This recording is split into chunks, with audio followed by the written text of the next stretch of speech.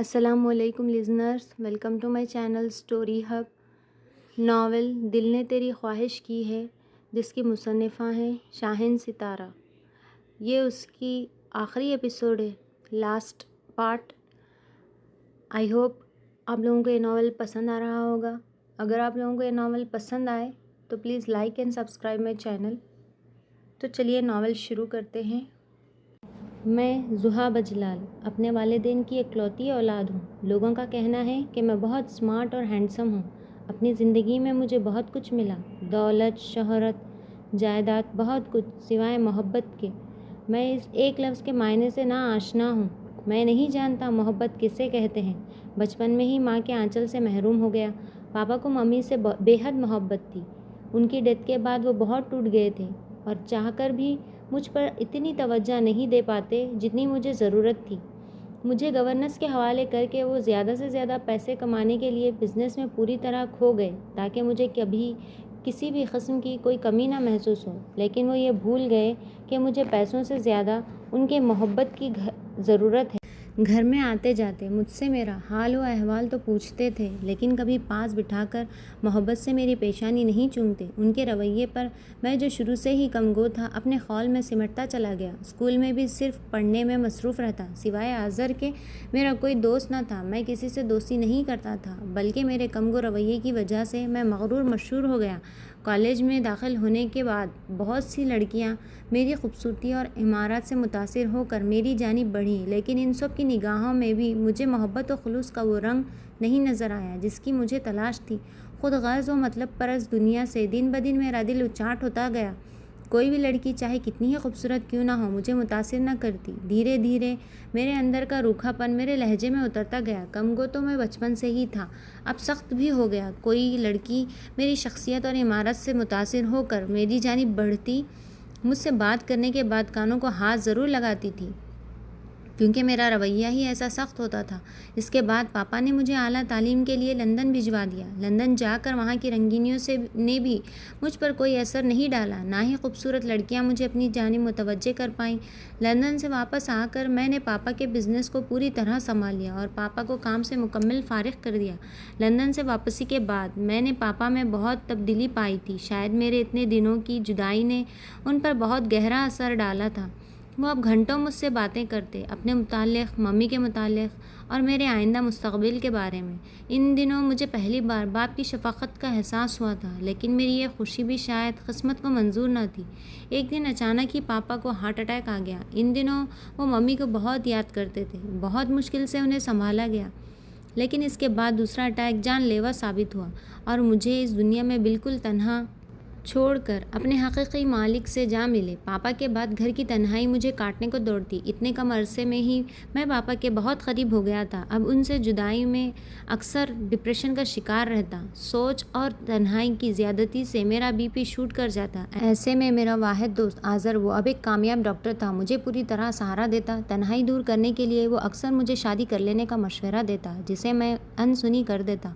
اسی دوران میرے آفس میں ایک لڑکی کا میری پرائیویٹ سیکرٹری کی حیثیت سے تقرر ہوا۔ وہ لڑکی کام سے زیادہ مجھ پر دھیان دینے لگی۔ وہ مجھے متوجہ کرنے کے لیے نئے نئے ہتھ کنڈے استعمال کرتی رہتی۔ میں اس کی جانب سے لاپرواہ اپنے کام میں لگا رہتا، لیکن کب تک؟ آخرکار ایک دن اس کی کارگزاریوں سے تنگ آ کر میں نے بے تحاشا غصے میں اسے اپنے آفس سے نکال باہر کر دیا۔ میں جو پہلے ہی محبت سے جیسے لفظ سے بیزار تھا، اب متنفر ہو گیا۔ مجھے یقین ہو گیا کہ محبت جیسی شے دنیا میں ہوتی ہی نہیں ہے، لیکن پھر میری ملاقات اس سے ہوئی اور میں جو محبت سے نا آشنا تھا، نہ جانے کب اس کی محبت میں ڈوبتا چلا گیا۔ ہر وقت سہمی سہمی سی رہنے والی اس بزدل سی لڑکی نے کب میرے دل کو فتح کر لیا، مجھے پتہ ہی نہ چلا۔ پہلی بار وہ میرے آفس میں انٹرویو کے لیے آئی تھی۔ ایک سے ایک فیشنیبل اور لپے پتے چہروں کے بیچ سادہ سے چہرے سمیت بڑی سی چادر میں لپٹی اس لڑکی کو میں نے بے حد حیرت سے دیکھا تھا۔ آج کل کے زمانے میں ایسی شریف لڑکیاں بھی موجود ہیں، میں نے ایک پل کے لیے سوچا، لیکن دوسرے ہی لمحے میرے ذہن میں در آنے والے منفی خیال نے اس کی تردید کر دی۔ شاید یہ بھی کوئی طریقہ ہے دوسروں کی توجہ اپنی جانب مبذول کرانے کا۔ اچانک ہی ناگواری کی ایک لہر سی میرے پورے وجود میں دوڑتی چلی گئی۔ میں نے بے دلی سے اس کی فائل تھامی تھی، لیکن اس کی کوالیفیکیشن اور بے تکے جوابات سے میرا پارا ہائی ہو گیا۔ مستزاد اس کا مسلسل سر جھکا کر بات کرنا مجھے غصے سے بے قابو کر گیا۔ مجھے لگا کہ وہ حد سے زیادہ مغرور لڑکی ہے جو مقابل سے نظر ملا کر بات کرنا بھی ضروری نہیں سمجھتی، لیکن مجھے کیا معلوم تھا کہ ان نظروں کا جھکا رہنا ہی میرے لیے بہتر تھا، کیونکہ ان کے اٹھتے ہی ان کے سحر میں جکڑتا چلا گیا۔ میرے ڈانٹنے پر اس نے بوکھلا کر نگاہیں اٹھائی تھی۔ دوسرے ہی پل میں ساکت رہ گیا۔ پانیوں سے لبریز شفاف نگاہیں میرے ذہن پر نقش ہو کر رہ گئیں۔ اتنی خوبصورتی اور معصومیت میں نے آج تک کسی لڑکی میں نہیں دیکھی تھی۔ بے بسی سے لب کچلتی ہوئی کچھ لمحے پیشتر اس کے بارے میں قائم کردہ میرے سارے خیالات مٹاتی چلی گئی۔ ڈری ڈری سی آنسوؤں کو چھپانے کی کوشش میں ناکام مجھے وہ آج کل کی لڑکیوں سے بالکل منفرد لگی تھی۔ اس کے باوجود اس کی کام کرنے کی دھن اور پکے ارادے کو دیکھ کر میں سوچ میں پڑ گیا۔ میں نے چند سوالوں کے بعد چپ چاپ اس کی فائل لوٹا دی، جس پر اس کے چہرے پر بکھرتی یاسیت میں نے صاف محسوس کی تھی۔ اس کے جانے کے بعد کئی دنوں تک اس کی نگاہوں نے مجھے ڈسٹرب کیے رکھا، اور پھر نہ جانے کیوں میں نے اس کی مدد کرنے کا فیصلہ کر لیا اور اس پوسٹ کے اہل نہ ہونے کے باوجود اس کو اپائنٹمنٹ لیٹر بھیج دیا۔ لیکن جلد ہی مجھے اپنے فیصلے کی درستی کا احساس ہو گیا، کیونکہ اس نے 1 مہینے کے اندر نہ صرف کام سیکھ لیا بلکہ بہت ذمہ داری سے اپنی ڈیوٹی نبھانے لگی۔ اپائنٹمنٹ لیٹر ملنے کے بعد جب وہ دوسری بار میرے آفس میں آئی تھی، تب مجھے فائل کے مطالعے میں مشغول جان کر اس نے بے حد تفصیل سے میرا جائزہ لیا تھا، لیکن میرے متوجہ ہونے پر نظریں جھکا لیں۔ 1 مہینہ میرے ساتھ کام کرنے کے باوجود اس کے اندر کوئی تبدیلی نہیں آئی تھی۔ وہ اب بھی مجھ سے نظر ملا کر بات کرنے سے کتراتی تھی۔ اس کے رویے پر اکثر میں سوچ میں پڑ جاتا تھا کہ آخر یہ کس قسم کی لڑکی ہے۔ اس کے ڈر اور خوف کا روز اول جیسا ہی یہ عالم تھا۔ کسی غلطی پر ذرا سا بھی ڈانٹ دینے پر گھنی پلکیں بھیگنے کو بےتاب ہو جاتی۔ اس دن تو میری حیرت کی انتہا نہ رہی تھی جب میرے پکارنے پر وہ چیخ پڑی تھی اور استفسار کرنے پر شرمندگی سے بتایا تھا کہ میری آواز سن کر ڈر گئی۔ اس کے جواب پر ایک بے ساختہ قسم کی مسکراہٹ کا مجھے گلا گھونٹنا پڑا تھا۔ اس کی بزدلی پر حیرت کے ساتھ ساتھ بے حد ہنسی آئی تھی۔ آج تک میرا جتنی بھی لڑکیوں سے سابقہ پڑا تھا وہ سب ایک سے بڑھ کر ایک بولڈ لڑکیاں تھیں۔ اس کی سادگی نے مجھے اور بھی متاثر کیا تھا۔ اب میں غیر محسوس طور پر ہر وقت اسی کے بارے میں سوچنے لگا تھا۔ اکثر میں اس کے خیال کو اپنے ذہن سے جھٹکنے کی کوشش کرتا، لیکن اسی پل اس کی آنسوؤں سے لبریز نگاہیں میرے تخیل میں جگمگانے لگتی۔ اس کی سوچ سے پیچھا چھڑانے میں ناکام ہونے پر جھنجھلا جاتا، اور ساری جھنجھلاہٹ اس پر غصے کی شکل میں نکل پڑتی، جس پر اس کی نم ہوتی آنکھیں مجھے نادم کر دیتی۔ اس دن میں گھر جانے کے لیے اپنے کیبن سے نکلا تھا، لیکن اسے دیر تک کام کرتے دیکھ وہیں ٹھہر گیا۔ پہلا خیال اس کی بزدلی کا آیا تھا۔ نہ جانے خود کو آفس میں تنہا پا کر اس کا کیا رد عمل ہو۔ کام ختم کر کے گھبرائی سی وہ باہر نکلی تھی اور بعجلت زینے طے کرنے کی کوشش میں اپنا پیر موڑ بیٹھی۔ اگر بے اختیار میں نے اسے تھام نہ لیا ہوتا تو اپنی ایک آدھ ہڈی کا سرما تو وہ بنا ہی لیتی۔ نہ چاہتے ہوئے بھی میں نے اسے ڈانٹ دیا۔ میرے ڈانٹنے پر حسب دستور اس کی آنکھیں بھیگ گئیں۔ اس کے بعد وہ وہاں رکی نہیں تھی، لیکن زینے طے کرنے میں اسے دشواری ہو رہی تھی۔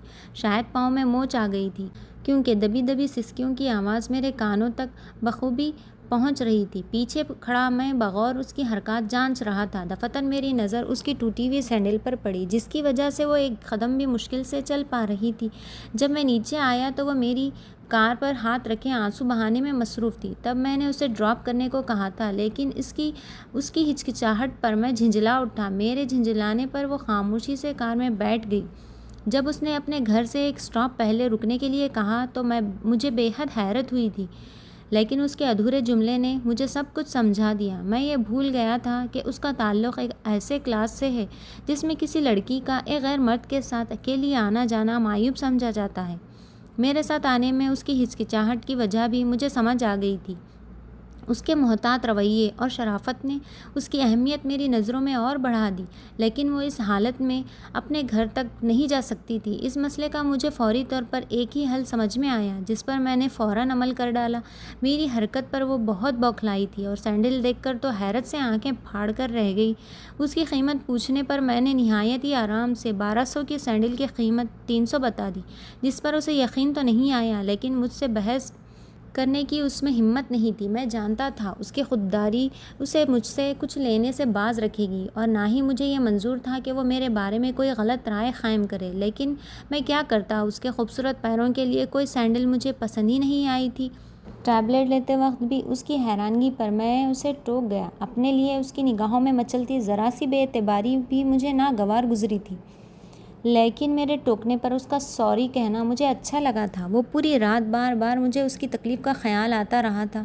صبح بھی میں اسی کے بارے میں سوچتا ہوا آفس پہنچا تھا۔ جب اسے طلحہ سے مسکرا کر باتیں کرتے پایا، نہ جانے کیوں مجھے بہت برا لگا تھا، اور دوپہر کو جب وہ میرے کیبن میں آئی، بے ساختہ میں اس پر طنز کر گیا، لیکن نم ہوتی آنکھیں خود بخود میرا غصہ کم کر گئیں۔ اپنے کیبن میں جانے کے بعد بھی وہ بہت دیر تک روتی رہی تھی۔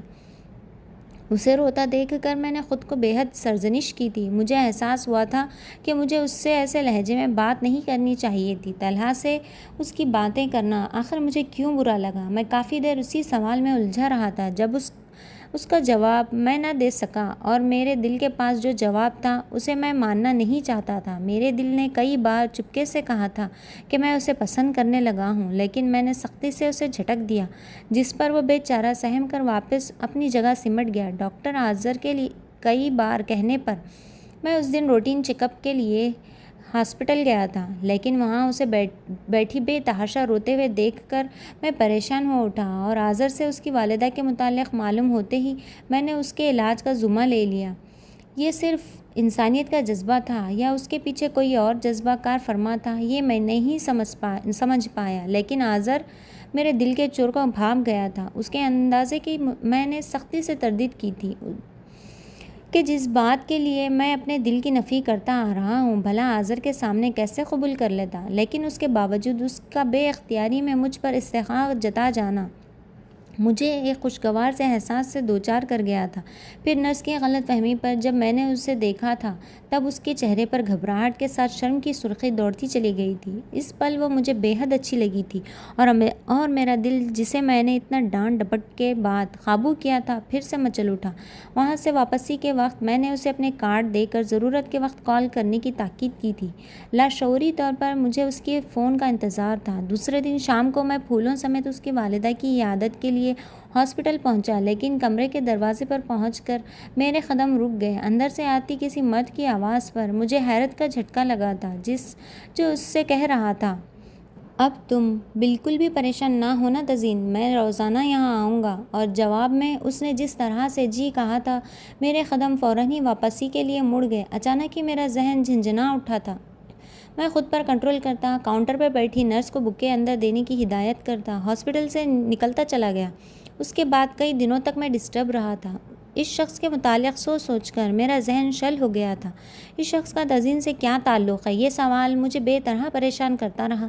میری بے چینی و اضطراب کسی صورت کم ہونے کا نام ہی نہیں لے رہا تھا۔ ہاسپٹل سے واپسی کے بعد سے میں مسلسل اسی کو سوچ رہا تھا، اور میرا دل مچل کر مجھے یہ باور کرانے کی کوشش کرتا رہا کہ یہی محبت ہے۔ اس دن مجھے احساس ہوا تھا کہ واقعی میں اس سے محبت کرنے لگا ہوں۔ یہ جان کر میں بے طرح جھنجھلایا۔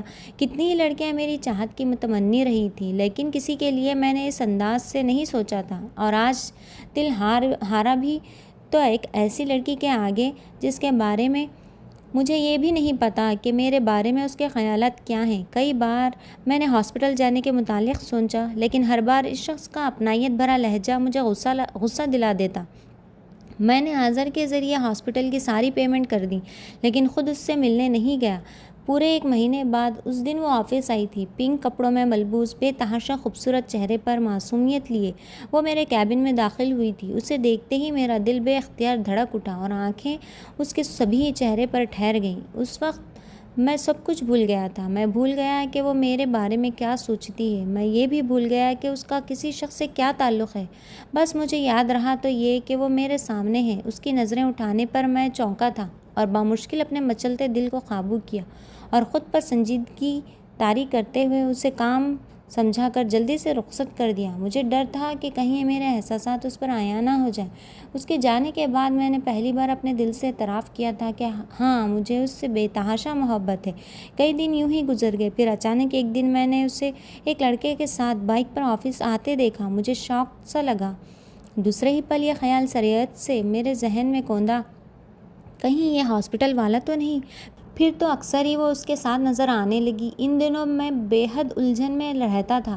پھر اس کے 2 دنوں کی غیر حاضری پر میں پریشان ہو اٹھا، لیکن دوسرے دن آفس سے واپسی پر اسے اسی لڑکے کے ساتھ سڑک پر کھڑے چاٹ کھاتے دیکھ میں کھول اٹھا۔ اس کے بعد جب وہ تیسرے دن آفس آئی تو طلحہ سے اس کا باتیں کرنا میرے غصے کو انتہائی عروج پر پہنچا گیا۔ ڈھیر ساری فائلیں اس کے حوالے کرنے کے بعد میں اپنے کیبن میں بیٹھا کڑ رہا تھا۔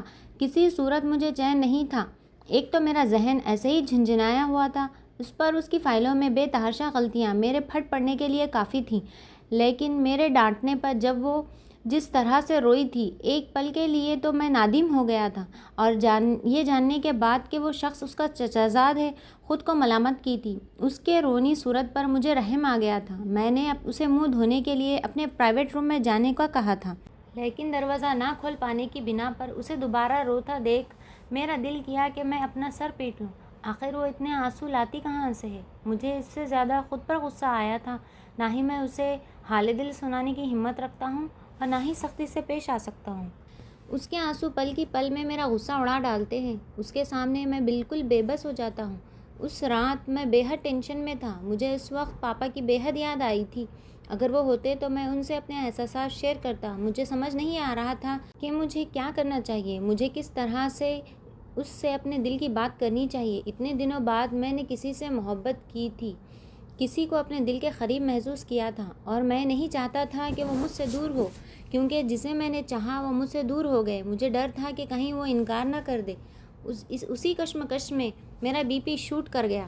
2 دنوں تک میں آفس نہیں جا سکا۔ کچھ ضروری فائلوں کو مکمل کرنے کے لیے میں نے اسے گھر بلایا تھا۔ درحقیقت کام سے زیادہ اسے دیکھنے کی خواہش دل میں ابھری تھی، لیکن آفس جانے کے لیے آذر نے سختی سے منع کر رکھا تھا۔ اس دن وہ اپنی امی کے ہمراہ میرے گھر آئی تھی۔ اس کی امی جس محبت اور شفقت سے مجھ سے پیش آئی تھی، مجھے اپنی ماں کے نہ ہونے کا شدت سے احساس ہوا تھا، اور اب تک ان سے نہ مل پانے پر میں شرمندہ ہوا تھا۔ باتوں کے دوران اچانک ہی میں نے اسے چائے بنانے کو کہا تھا۔ میں اپنے ملازم کا انتظار کر سکتا تھا، پر نہ جانے کیوں میرے دل نے ایک دم ہی اس کے ہاتھوں کی چائے پینے کی خواہش کی تھی، لیکن اس کے چہرے کے تاثرات مجھے بتا گئے کہ میرا اس طرح حکم صادر کرنا اسے اچھا نہیں لگا تھا۔ میں دل ہی دل میں مسکرایا، مگر جب میں نے اسے کچن میں برتن دھوتے دیکھا تو مجھے بے حد حیرت ہوئی تھی۔ لیکن اسے اس طرح اپنے گھر میں مالکانہ انداز میں کام کرتے دیکھ میرے دل میں کئی خواہشیں جاگی تھیں۔ میرے اپنائیت بھرے انداز پر اس نے جن نظروں سے مجھے دیکھا تھا، ایک پل کے لیے میں بے اختیار ہو گیا، لیکن فوراً سے پیشتر وہاں سے پلٹ آیا۔ مبادا بے اختیاری میں میرا دل کوئی ایسی حرکت نہ کر بیٹھے جو اسے ناگوار گزرے۔ اس کے جانے کے بعد بھی کئی دنوں تک میں ایک انجانے سے خوشگوار احساس میں گھرا رہا۔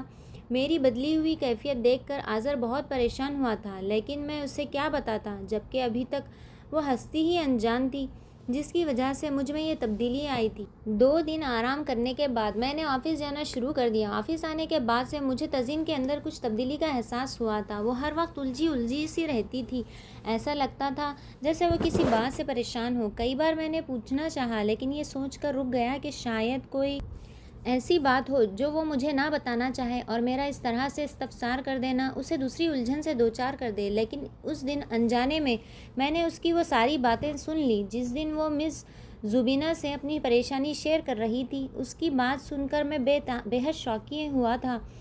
اسے مجھ پر اتنا بھی بھروسہ نہیں تھا کہ وہ مجھ سے اپنی پریشانی شیئر کر سکتی۔ اس دن آفس سے واپسی پر جب میں نے اسے پیدل جاتے دیکھا تو مجھے حیرت ہوئی تھی۔ میں نے اپنی کار اس کے پیچھے ڈال دی، لیکن جب وہ ڈرگ سٹور میں داخل ہوئی تب میں سمجھا کہ وہ اپنی ماں کی دوائیں لینے آئی ہوگی۔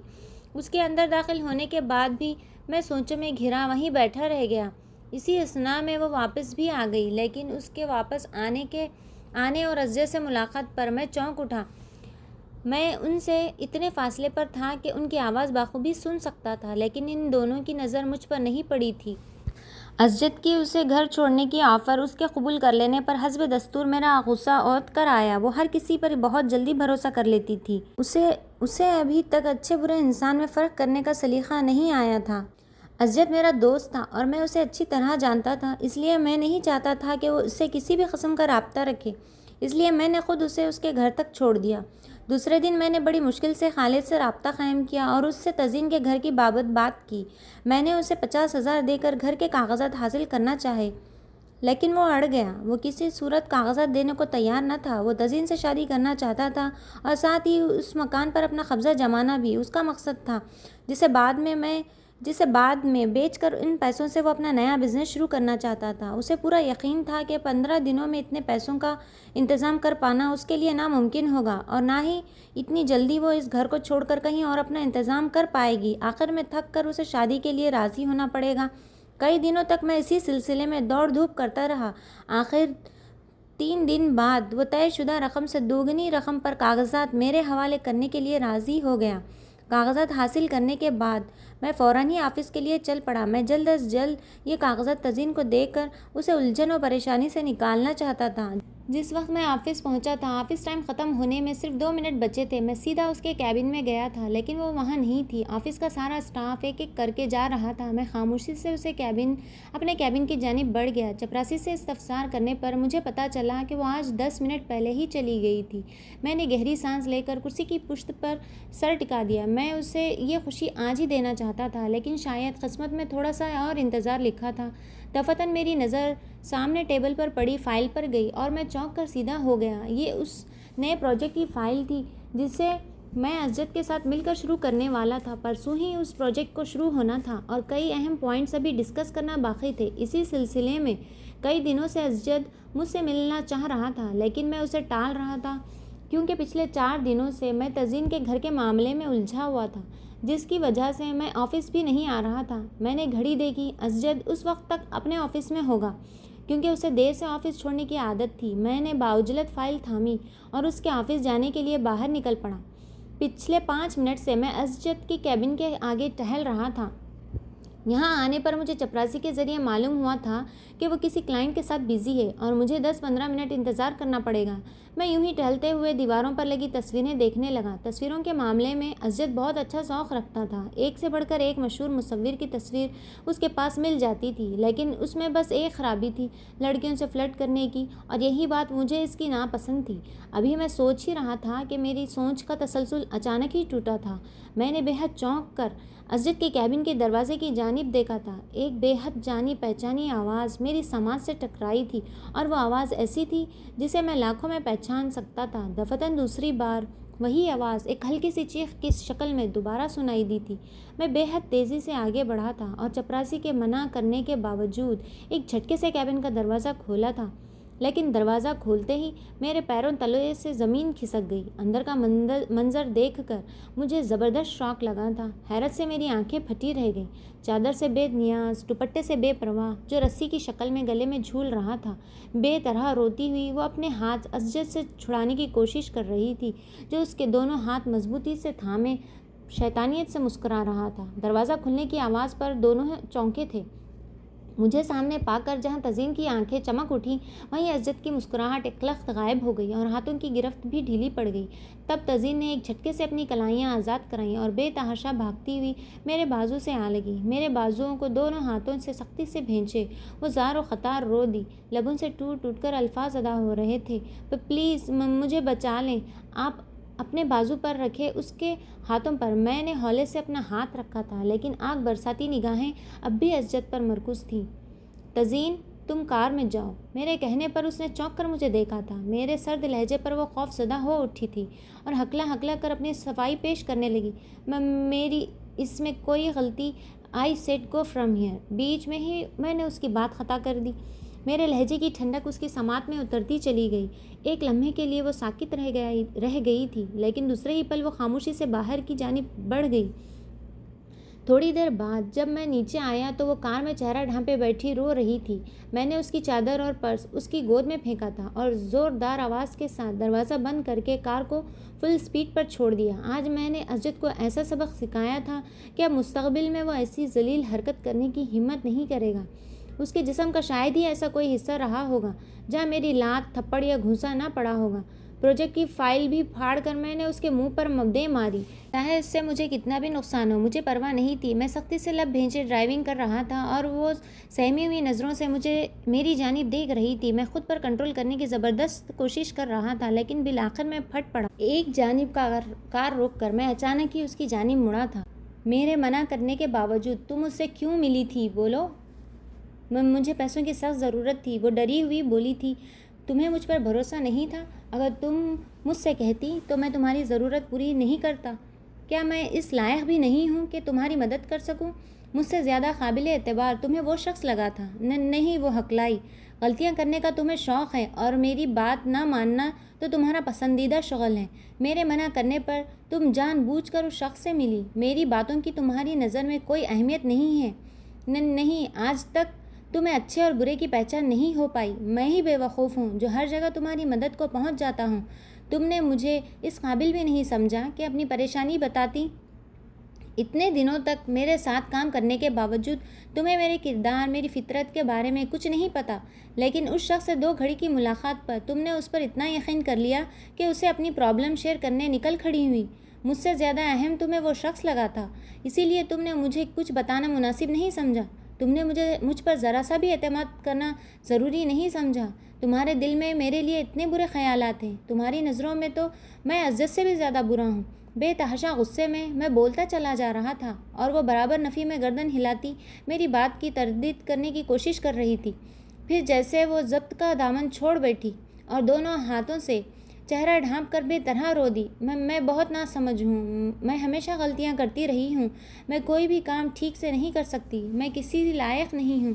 میں پریشانی بڑھانے کے سوائے کچھ نہیں کر سکتی۔ میں تنگ آ گئی ہوں خود سے اور اپنی زندگی سے۔ میں جینا نہیں چاہتی۔ میں مر جانا چاہتی ہوں۔ میں مر جانا چاہتی ہوں۔ اس کے الفاظ پر میں تڑپ اٹھا۔ تمہیں کچھ ہو گیا تو میں کیسے جیوں گا؟ بے اختیار اس کی کلائیاں تھام کر اس کے چہرے پر سے ہاتھ ہٹائے تھے۔ محبت کرتا ہوں میں تم سے۔ آئندہ کبھی ایسی بات اپنے لبوں سے بھی مت نکالنا۔ مصنوعی غصے سے تنبیہ کرتے کی تھی، ورنہ غصہ تو اس کے الفاظ کب کا اڑا گئے تھے۔ بے یقینی بھری بے حد حیران نظروں سے اس نے مجھے دیکھا تھا۔ تب مجھے احساس ہوا تھا کہ میں کیا کہہ گیا ہوں۔ یہ گھڑی فیصلے کی تھی۔ اگر آج میں اس سے اپنے دل کی بات نہیں کہہ پایا تو کبھی نہیں کہہ پاؤں گا۔ تب ٹھہرے لہجے میں دوبارہ گویا ہوا تھا، ہاں تزین، میں تم سے محبت کرتا ہوں۔ اس دن سے جس دن تم پہلی بار میرے آفس میں آئی تھی، میں نے لاکھ کوشش کی تھی کہ اپنے دل کو اس حرکت سے پاس رکھ سکوں، لیکن میں اس کے آگے بالکل بے بس ہو گیا۔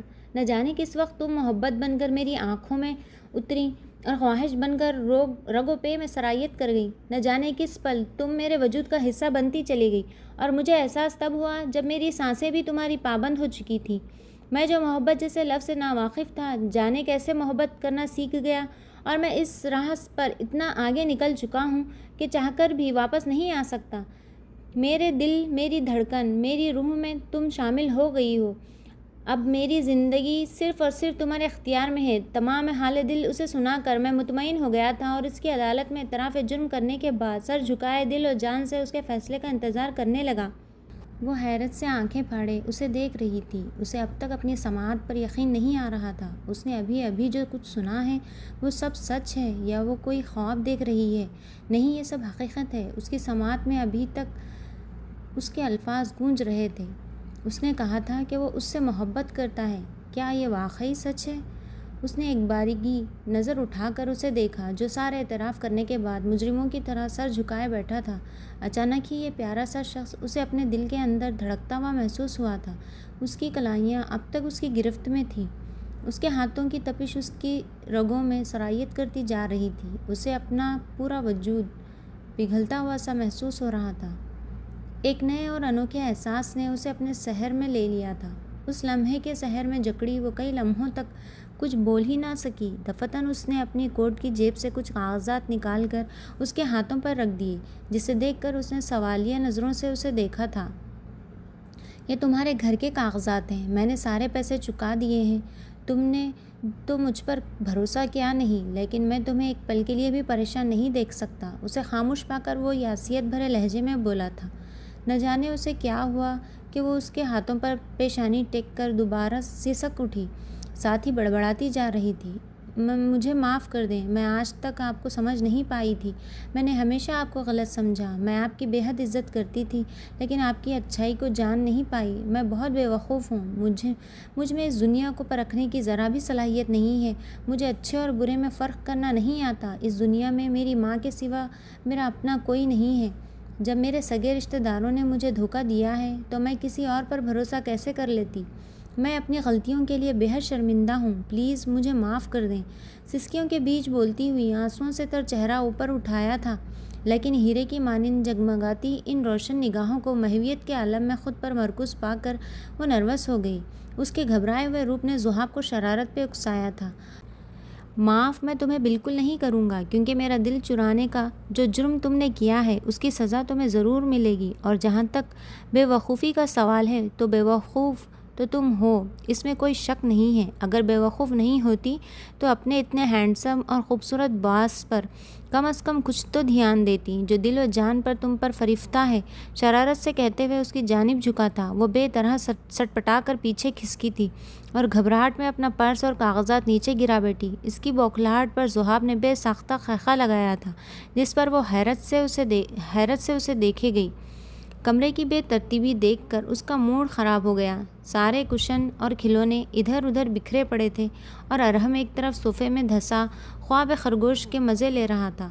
وہ بڑبڑاتی ہوئی صفائی میں جٹ گئی۔ سنڈے کی وجہ سے ملازم کو آدھے دن کی چھٹی دے رکھی تھی، اس لیے سارا کام خود ہی کرنا پڑ رہا تھا۔ اسے بڑبڑاتے دیکھ امی نے مسکرا کر استفسار کیا تو وہ پھٹ پڑی۔ دیکھے نا امی، ان لوگوں نے کتنا سامان بکھیر رکھا ہے۔ ایک تو وہ ارحم کو کچھ کہتے نہیں، الٹا اس کے ساتھ خود بھی لگے رہتے ہیں۔ واقعی میں تھوڑی دیر پہلے وہ ارحم کے ساتھ مل کر اودھم مچا رہا تھا۔ ان کی شادی کو 3 سال ہو چکے تھے اور ان کی مختصر سی فیملی میں اب ایک پیارے سے بیٹے کا اضافہ ہو چکا تھا۔ 2 سالہ ارحم ہو بہو ذوحاب کی کاپی تھا۔ اس دن کے بعد تزین کی زندگی میں اچانک بہار آ گئی تھی۔ اسے امید بھی نہ تھی کہ صرف ذوحاب کے اس کی زندگی میں داخل ہو جانے سے اس کی زندگی اس طرح بدل جائے گی۔ زندگی کی یہ خوشگوار سی تبدیلی اسے دل و جان سے عزیز تھی۔ اس کے ہاتھوں کے ساتھ ساتھ زبان بھی چل رہی تھی۔ جب وہ چپکے سے اس کے پیچھے آیا اور زوردار ہاؤ کی آواز سے اسے ڈرا کر رکھ دیا، تزین نے بے حد غصیلی نظروں سے اسے دیکھا تھا، جس پر ایک بے حد خوبصورت مسکراہٹ ذوحاب کے لبوں پر بکھر گئی۔ جن لبوں پر مسکراہٹ دیکھنے کی تزین نے کبھی خواہش کی تھی، وہی مسکراہٹ اب اس کی جان جلا دیتی تھی۔ آخر ہماری بیگم صاحبہ کا غصہ 7واں آسمان کیوں چھو رہا ہے؟ اس کے مسکرا کر پوچھنے پر وہ بے طرح بگڑی تھی۔ مسکرائے نہیں آپ؟ اپنے بیٹے کو منع کرنے اور سمجھانے کی بجائے خود بھی اس کی شرارتوں میں شامل ہو جاتے ہیں۔ میں تو اب آپ دونوں کی حرکتوں سے تنگ آ چکی ہوں۔ اودھم مچانے کے بعد صاحبزادے سو جائیں گے اور آپ منظر سے غائب ہو جائیں گے اور سارا پھیلاوا مجھے سمیٹنا پڑتا ہے۔ میرا کام کم تو کریں گے نہیں، الٹا بڑھائے جائیں گے۔ بس بس بس۔ اس کی لگاتار چلتی زبان سے وہ گھبرا کر بولا تھا۔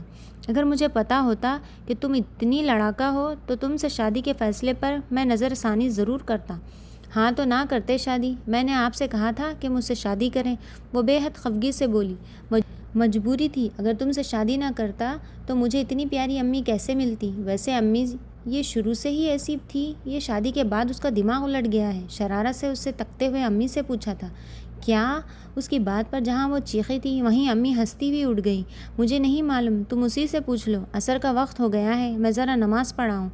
ان دونوں کا جھگڑنا اب روز کا معمول بن چکا تھا، اس لیے صلح کرانے کی بجائے امی اب کسی نہ کسی بہانے سے وہاں سے ہٹ جاتی تھی کہ ان کی یہی نوک جھونک تو گھر کی رونق بنائے رکھتی تھی۔ امی کے جانے تک وہ شرارت آمیز نظروں سے اسے دیکھتا رہا، جو کارپیٹ پر منہ پھیلائے بیٹھی تھی۔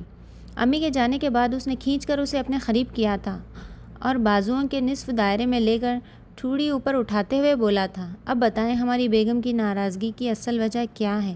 تزین نے حیرت سے اسے دیکھا تھا۔ اس کے دل کی ہر بات وہ اس کا چہرہ دیکھتے ہی سمجھ جاتا تھا۔ آپ نے پھر سے خالد کی فائنینشیل مدد کی ہے؟ پاس لیٹے ارحم کے بالوں میں انگلیاں پھیرتے ہوئے اس نے سوال کیا تھا۔ وہ ان لوگوں سے کوئی رشتہ نہیں رکھنا چاہتی تھی جن لوگوں نے اس وقت اس کا ساتھ نہیں دیا جب اسے ان کے سپورٹ کی بے حد ضرورت تھی، اور اب اس کے ہی حوالے سے اس کے شوہر سے ہر وقت مدد مانگتے رہتے تھے۔ وہی چچی جنہوں نے گھر آ کر اس پر کیچڑ اچھالا تھا، اب اس پر محبت نچھاور کرتی نہیں تھکتی تھی۔ ہر دوسرے تیسرے روز ان لوگوں کی خیر و خیریت دریافت کرنے چلی آتی تھی۔ ان سب کی وجہ اسے معلوم تھی۔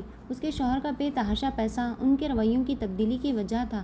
خالد کے ذریعے جب اسے علم ہوا تھا کہ اس کے گھر کے کاغذات ذوحاب نے دگنی قیمت دے کر حاصل کیے تھے، تب اس پر بہت بگڑی تھی اور ان کے لیے بے تحاشا غصہ کا اظہار کیا تھا، لیکن اس کے باوجود گاہے بگاہے وہ اسے بنا بتائے ان لوگوں کی مدد کرتا رہتا تھا جس کا بعد میں پتہ چلنے پر حسب دستور وہ خفا ہوتی تھی۔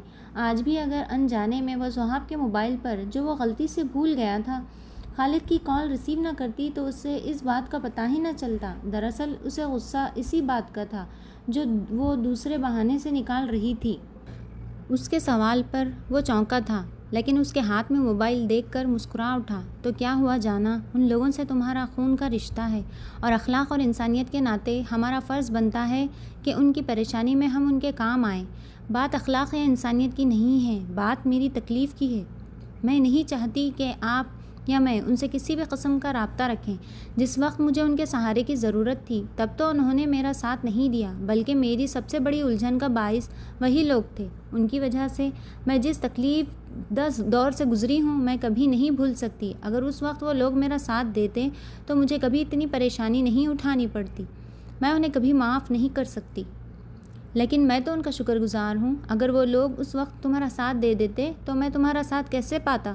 میں ان لوگوں کا زندگی بھر احسان مند رہوں گا جن کی وجہ سے مجھے میری زندگی مل گئی، اور اس کے لیے اگر مجھے اپنی تمام دولت بھی ان پر لٹانی پڑے تو مجھے کوئی اعتراض نہیں ہوگا۔ لیکن میری دولت، میری خوشی، میری زندگی صرف تم ہو، تمہارے علاوہ مجھے اور کسی چیز کی خواہش نہیں ہے۔ ان لوگوں کی مدد کر کے میں ان کا احسان چکانے کی کوشش کر رہا ہوں جن کی وجہ سے مجھے میری محبت ملی ہے۔ اس کی چاہت کا ہر رنگ اسے حیران کیے رہتا تھا، اور آج تو اس کی محبت کی شدت اسے گنگ کر گئی کہ دنیا میں کیا کوئی کسی کو اتنا بھی چاہ سکتا ہے کہ اس سے وابستہ تمام لوگوں کو بھی خوش رکھنے کا جتن کرتا رہے۔ لیکن آج اسے یقین آ گیا تھا کہ اس کا شوہر اس کی چاہت اس سے اتنی محبت کرتا ہے جس کی کوئی انتہا نہیں ہے۔ بے حد سرشاری کے عالم میں اس نے ان لوگوں کو بھی معاف کر دیا جو ماضی میں اس کی تکلیف کا باعث بنے تھے۔ اسے یہ احساس ہو گیا کہ اللہ تعالیٰ صبر کرنے والوں کو اس کا اجر ضرور دیتا ہے کہ اس نے ان لوگوں کے ظلم پر صبر کیا۔ تو آج اللہ نے اسے ایسا صلہ دیا کہ وہی لوگ آج اس کے دروازے پر سوالی بن کر کھڑے رہتے ہیں۔ ان سب سے بڑھ کر خدا نے اسے ایسا شوہر دیا ہے جو اس سے اتنی محبت کرتا ہے جتنی اس نے تصور بھی نہیں کیا تھا۔ اس نے نظر اٹھا کر اسے دیکھا جو کہہ رہا تھا، اگر اس دن بے ساختگی میں میں تم سے اظہار نہ کر بیٹھتا تو نہ جانے کب تک میں اس محبت کو دل میں چھپائے اظہار سے ڈرتا رہتا کہ جانے تم مجھے قبول کرو گی یا نہیں۔ تم سے بے تحاشا محبت کرنے کے باوجود تمہارے سامنے اقرار کی ہمت خود میں نہیں پاتا تھا۔ بالوں کی لٹ کو انگلی سے پیچھے ڈھکیلتے ہوئے محبت سے بولا، اچھا آپ ڈرتے بھی تھے؟ میں تو سمجھتی تھی آپ صرف ڈرانے کی چیز ہیں۔ معصومیت سے آنکھیں پٹپٹاتی ہوئی اس کی کچھ دیر پہلے کہی ہوئی بات کا بدلہ لیا تو وہ اچھل کر سیدھا ہو گیا۔ کیا کہا؟ ابھی بتاتا ہوں تمہیں۔ اپنے جملے کے اتنے شدید رد عمل پر وہ بے تحاشا ہنستی ہوئی اس کے سینے میں سماتی چلی گئی، اور اس نے مسکرا کر اس کے گرد اپنا مضبوط حصار باندھ دیا کہ وہی تو اس کی زندگی کی اول و آخری خواہش تھی جو اب حقیقت بن کر ہمیشہ ہمیشہ کے لیے اس کی زندگی میں شامل ہو گئی ہے۔ ختم شد۔